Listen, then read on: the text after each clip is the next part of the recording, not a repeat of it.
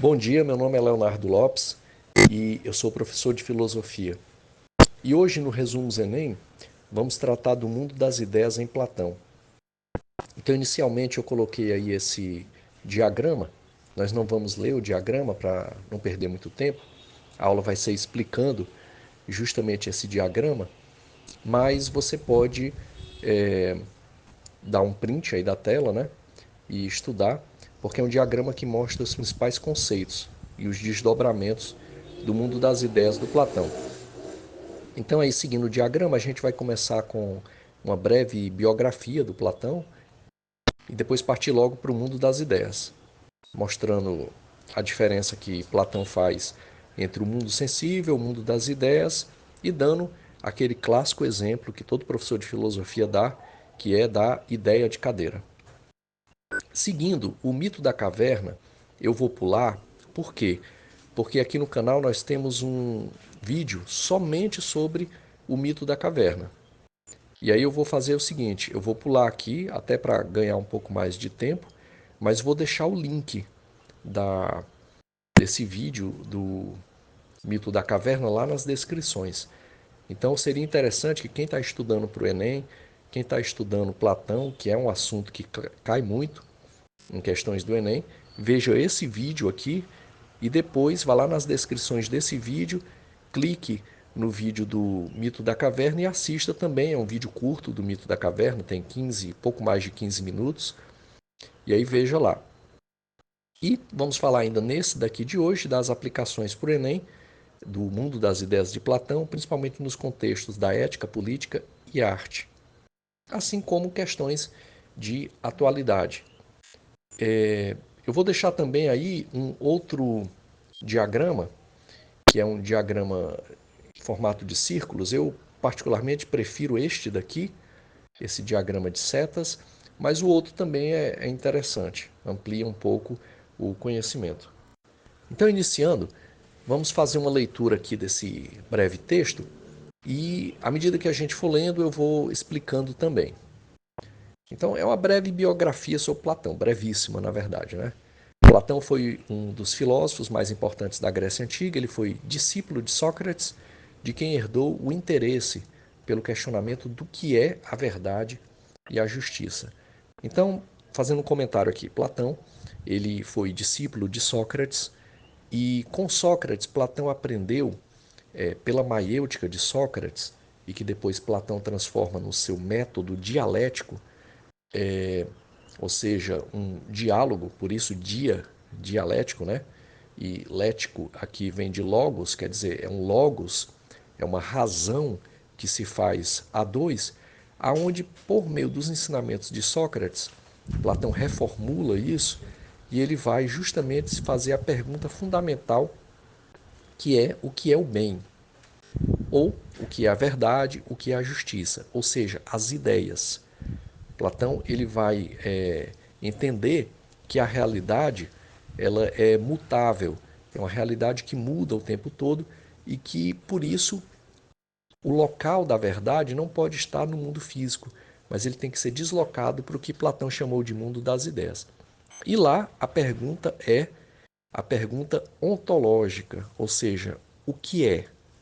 E aí, claro, ele vai dizer o que é a verdade, o que é a justiça, o que é o belo, o que é o bem. Essa é a pergunta ontológica, que faz parte dentro de um contexto maior daquilo que a gente conhece como metafísica platônica. Bom, continuando aqui o texto. Mais tarde, Platão se tornou mestre de Aristóteles e influenciou muitos outros pensadores. Mais à frente, a gente vai colocar aqui alguns vídeos falando sobre Aristóteles e como Aristóteles transforma essa noção de ideias, que não está presente no mundo empírico, em Platão, né? Como é que Aristóteles transforma isso na sua noção aristotélica de substância, que, falando a grosso modo, seria a ideia platônica, só que não mais deslocada para além do mundo empírico, mas Aristóteles ele vai tratar a filosofia de uma forma que a gente chama de imanente. Vamos colocar assim, bem pé no chão, e em que ele vai trazer essas noções de ideia como agora presentes nas coisas que a gente observa no mundo empírico, que ele vai chamar de substância, mas isso são assuntos para outros vídeos, né? Então, continuando a leitura, a obra mais famosa de Platão é a República, também conhecida como a sua Politeia, onde ele vai tratar da constituição da polis, da constituição da alma da polis, da sociedade ateniense da sua época, e ao mesmo tempo fazendo uma relação com a alma humana, né? Que é o espaço do logos, que é o espaço da política, que é o espaço da verdade, da justiça e do papel do conhecimento verdadeiro. Bom, aqui nesse slide aqui a gente tem o núcleo dessa aula de hoje, certo? É um texto um pouco maior, por isso ficou com a fonte menor, mas eu destaquei aí em vermelho os principais conceitos. Mundo sensível e mundo das ideias, é como Platão divide a realidade, e a palavra imutáveis, de imutabilidade, aquilo que não muda, que está relacionado às ideias. Mas vamos então ler e comentar. Então, lendo, o mundo sensível. O mundo sensível é o que percebemos pelos nossos sentidos, a visão, a audição, o tato, etc. O mundo sensível é imperfeito e imutável, ou seja, está sempre mudando. Por exemplo, as coisas no mundo físico envelhecem, se transformam e desaparecem. O próprio ser humano é assim, né? Ele nasce, cresce e morre. É o mundo, da palavra que a gente usa em filosofia é devir, ou seja, é um mundo da mudança, é um mundo daquilo que é imperfeito. Vejam, aquilo que muda é imperfeito. Ele deixa de estar num estado para estar em outro estado. Ou seja, um objeto qualquer que você compra, ele vai envelhecer, ele vai se desgastar, ele vai quebrar. É o mundo da imperfeição. Isso aqui é algo que Platão toma, essa noção de que o imperfeito é mutável, ele vai tomar mais fortemente de um filósofo chamado Parmênides de Eleia, né? Mas isso também é objeto de outro vídeo. Bom, então o que a gente tem que entender, e para você resolver alguma questão no Enem, é o seguinte, é que Platão, ele não vê com muitos bons olhos o mundo sensível, que é esse mundo dos sentidos. Porque ele vai dizer, os sentidos enganam, eu só enxergo no mundo sensível aquilo que muda, aquilo que deixa de ser, ou seja, aquilo que morre, aquilo que perece. E a verdade para Platão não muda. A verdade para ele é eterna. A verdade para ele é imutável. Então Platão vai dizer: a verdade não está no mundo sensível. Isso vai mudar radicalmente em Aristóteles, com a noção de substância dele. Mas isso é um assunto para um outro vídeo. Então Platão vai dizer: já que a verdade não está no mundo sensível, ela tem que estar em algum canto. E esse canto é algo que está para além do mundo sensível, algo que é transcendente, algo que transcende, ou seja, algo que está para além do mundo sensível. E que Platão vai chamar de mundo das formas, o mundo das ideias. Em grego, a palavra é eidos, E-I-D-O-S, eidos, o mundo das formas perfeitas. Então vamos ler aqui do texto, né? O mundo das ideias é o mundo verdadeiro, onde estão as formas perfeitas e imutáveis. Comentando aqui, o que é imutável não muda. As ideias elas não mudam. Por isso elas são perfeitas. Elas não nascem, elas não morrem. Continuando o texto aqui. Imutáveis de tudo que existe. Essas formas são chamadas de ideias ou formas. No mundo das ideias existe uma realidade que é perfeita e eterna. Essa é uma noção que os gregos tinham de que aquilo que é perfeito é eterno. As coisas não vieram a ser, não nasceram. Por quê? Porque aquilo que vem a ser, aquilo que nasce, um dia não existia. Concorda? Ou seja, você nasceu em um dia, mês e ano. No dia anterior ao seu nascimento, você não existia. Já as ideias, Platão vai dizer, elas são perfeitas, elas são eternas. Por isso, elas sempre foram, elas nunca vieram a ser. Não houve um tempo em que não existia, por exemplo, a ideia de justiça. Continuando o texto. Tudo que vemos no mundo físico é apenas uma cópia imperfeita dessas ideias perfeitas. Exemplo, a ideia de cadeira, que é o que a gente vai olhar a partir de agora. Mas ainda aqui sobre essa parte aqui, comentando, o mundo físico para Platão ele é imperfeito. Tudo que nós vemos no mundo físico, ele é apenas uma cópia da sua ideia. Imagine aí uma Xerox que você tira. Ela é muito parecida com a original, mas ela não é a original. Ela vai ter alguma cópia, imperfeição. E quanto mais cópias você fizer da cópia, mais distante ela vai estar do seu original. Bem, todo professor de filosofia, para explicar isso aqui, e isso não é algo tão simples de aprender no começo, se você ainda não conseguiu ter uma percepção, não precisa se preocupar, mas é só atentar para principalmente esse exemplo que a gente vai dar agora, que é o exemplo que todo professor de filosofia dá, quer seja no ensino médio, quer seja no nível superior, que é a ideia de cadeira. Então, o que seria a ideia de cadeira? Eu não vou ler aqui o texto, você faz aí a leitura, mas explicando já o que seria a ideia de cadeira. Basicamente é o seguinte: nós temos no mundo físico, no mundo, digamos assim, real, não gosto muito de usar essa palavra real, mas no mundo físico, o mundo que a gente vê, o mundo dos nossos sentidos, que a gente sente, toca, existem vários tipos de cadeira. Tem cadeiras de todas as formas, de todos os tamanhos, com toda qualidade, algumas mais confortáveis, algumas não. São bem diferentes, mas para todas elas você usa uma única palavra, que é cadeira. Aí Platão vai dizer, por que você usa essa ideia, essa palavra cadeira, mesmo com cadeiras tão diferentes? O que Platão vai explicar? Que é porque, para além dessas cadeiras que a gente vê, existe uma ideia de cadeira. E essa ideia de cadeira não está no mundo físico, porque no mundo físico as coisas se quebram, as cadeiras se quebram, elas ficam desgastadas, elas ficam envelhecidas. Mas a ideia de cadeira, não. A ideia de cadeira é o que vai regular a nossa racionalidade, o nosso logos, como diziam os gregos, para nós podermos falar em cadeira. Então, a ideia de cadeira é aquilo que não muda. É o que a gente pode chamar também de cadeiridade. Ou seja, podem todas as cadeiras do mundo deixarem de existir, mas ainda assim existe a ideia de cadeira, porque ela é eterna. E é essa ideia de cadeira que nos permite raciocinar. Então, indo agora para esse slide, como é que isso pode ser aplicado para o Enem? Primeiramente, Platão ele é amplamente aplicado no Enem, certo? Platão ele é uma das grandes bases, ele é um dos grandes pilares da filosofia. Há um filósofo muito famoso do século XX que diz que toda a filosofia são notas de rodapé a Platão. Ou seja, o que ele está querendo dizer?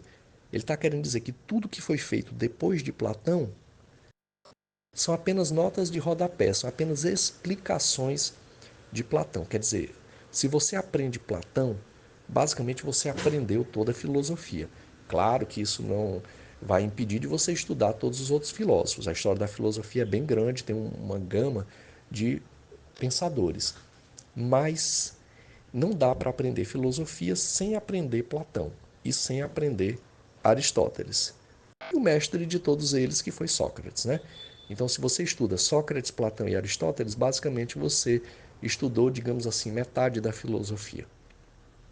Mas o Platão e o mito da caverna de Platão, que está em outro vídeo, que eu vou deixar na descrição, aqui a gente pulou até para ter uma economia de tempo, mas a teoria das ideias de Platão, que é o objeto do estudo da nossa aula de hoje, ela é o grande pilar de Platão, é o grande arquitetura conceitual de Platão. Platão explica toda a realidade a partir do seu teoria das ideias, certo? Então, a partir disso, a gente pode, para o Enem, ter questões que vão variar em torno da ética, da política e da arte. Vamos fazer uma leitura aqui e ir explicando sobre a questão da ética e da política. Então, ética e política. Platão acreditava que a justiça só seria possível em uma cidade governada por pessoas que compreendem o bem verdadeiro, ou seja, as ideias. Platão, em certo sentido, ele era utópico, né? Ou seja, ele acreditava em algo que não existia, mas que podia ser idealizado. Muito embora ele acreditasse que as ideias eram reais. E ele acreditava que para se fazer política e para ser ético na política, você tinha que buscar a maior das ideias. Platão ele tem aquilo que vai ser objeto depois de outra aula que a gente vai fazer, que chama a primeira e a segunda navegação. Mas Platão acreditava que a maior das ideias é a ideia do bem. Ou seja, o que é o bem era a pergunta fundamental. E Platão acreditava que chegando a essa ideia do bem, você poderia aplicar na polis, que era como eles entendiam a cidade. Veja aqui a relação com o mito da caverna, né? Tem tudo a ver com o mito da caverna. Eu vou deixar na descrição aí o nosso vídeo sobre mito da caverna para você dar uma olhada. Mas continuando a leitura. Por isso Platão defendia que os filósofos deveriam ser os governantes, já que só eles são capazes de enxergar o que verdadeiramente é justo e bom. Nas questões do Enem, essa ideia pode aparecer em discussões sobre o governo ideal, justiça e o papel do conhecimento para a política. Quer dizer, qual é o papel do conhecimento, da educação para a política? É preciso ter conhecimento para você praticar a política? Para Platão, a resposta é sim. O que é o governo ideal? Aquele é o governo que traz a justiça e o bem. Como é que Platão trabalha isso? Entende? São essas as questões que o Enem vai trabalhar. E é por isso que é importante você conhecer essas ideias. Mas seguindo aqui, ó, a arte. Lendo o texto aqui.